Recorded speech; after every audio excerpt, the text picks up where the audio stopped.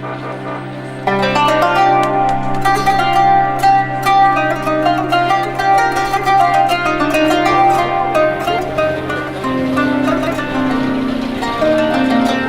بازار اسمه بازار فيلة، متخصص في حاجات خان الخليلي، كلها احجار، في بازلت وفي الاباستر وفي حاجات خشبيه. طبعا الزبون الاجنبي بيفضل الشيء المصري او الشيء الفرعوني افضل منه من حاجه تانية، زي مثلا التماثيل الفرعونيه مشهوره جدا زي توت عنخ امون او نفرتيتي او الحورس او القط الفرعوني برضه الباستت. كان زمان الفراعنه بيعتقدوا ان القط دوت لما يكون في البيت او في الحجره بيطرد الشياطين وبيجلب الملائكه في المكان.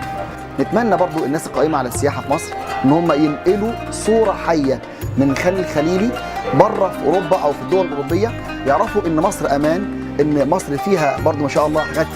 قومات السياحه كلها عندنا ممتازه جدا جدا، بس محتاجين يعني نقل صوره جميله عن وضع مصر، وضع الداخلي في مصر، بحيث السائح يطمئن لنفسه ويطمئن على عيلته، وبالتالي يجي مصر ويزور مصر تاني وترجع السياحه زي ما كانت ان شاء الله.